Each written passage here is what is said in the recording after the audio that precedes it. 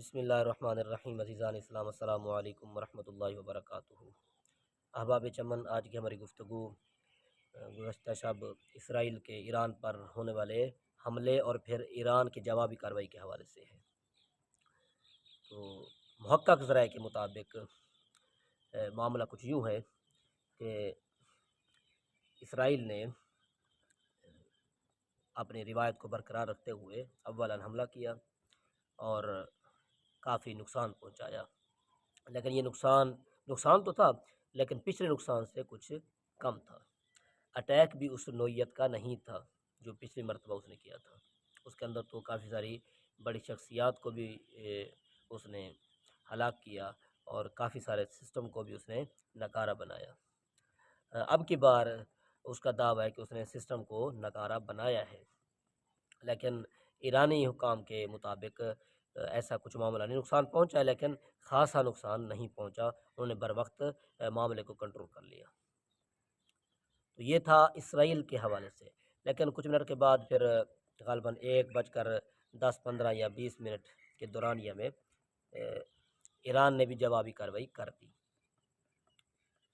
ایک ذرائع کے مطابق 100 میزائل کے ذریعے اور ایک ذرائع کے مطابق 100 سے زیادہ میزائل کے ذریعے، اور اس مرتبہ وہ کامیاب بھی ہوا ہے۔ پچھلی مرتبہ تو 100 جو اس کے ڈرونز تھے وہ مار گرائے گئے اسرائیلی ذرائع کے مطابق، اور اس پر پھر زیادہ گفتگو ایران نے بھی نہیں کی، جو اس پر دلیل ہے کہ ان کے جو ڈرونز تھے وہ گرائے گئے ہیں، لیکن اس مرتبہ وہ تھوڑا کامیاب ہوا ہے۔ یمن کے باغیوں نے بھی تھوڑا ساتھ دیا ہے، لیکن انہیں کامیابی تو نہ مل سکی، لیکن وہ اس مداخلت میں ایران کے لیے راہ ہموار کرنے میں کامیاب ضرور ہو گئے۔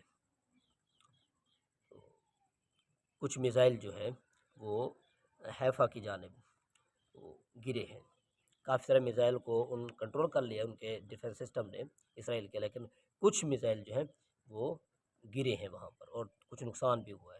ایک ذرائع کے مطابق 5 ہلاکتیں اور 40 کے قریب جو ہے وہ زخمی ہوئے ہیں۔ یہ میں کچھ اس وجہ سے کہہ رہا ہوں کیونکہ یہ ایران کے مقابلے کے اندر کم ہے، اگر نا ہلاکت ایک ہو جائے تو ہلاکت ہے، ایک بڑا ثانیہ ہوتا ہے، لیکن ایران کے مقابلے کے اندر چونکہ کم ہے، اس وجہ سے یہ بالکل ہی جزوی نقصان ہے، تھوڑا نقصان ہے، کثیر نقصان نہیں ہے۔ تو یہ تھا مختصر سا تبصرہ جو ہم تک محقق ذرائع کے ذریعے پہنچا ہے۔ جہاں تک تعلق ہے اس سے متعلقہ معاملات کا، تو وہ آپ ذہن نشین کر لیں کہ اس سے متعلقہ جو امور تھے، معاملات تھے، ان پر اس حملے کا کیا اثر پہنچا ہے۔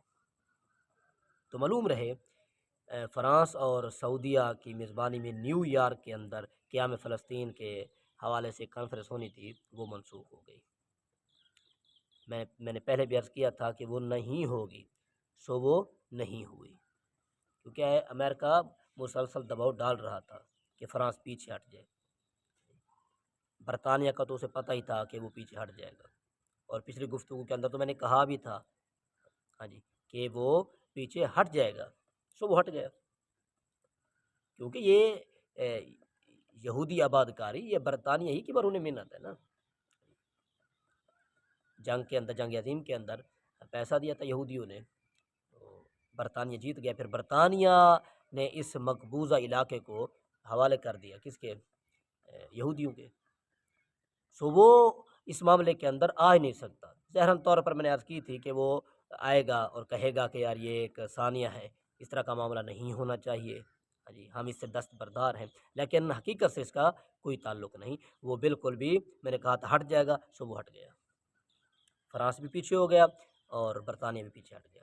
اب اسے آپ امریکی دباؤ کہیں یا پھر آپ ان کا خود کا معاملہ کہیں، دونوں طرح سے ٹھیک ہے۔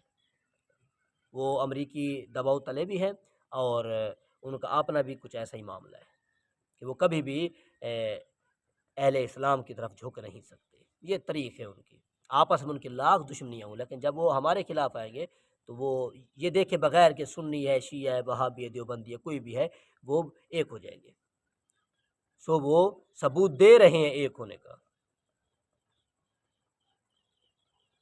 جہاں تک تعلق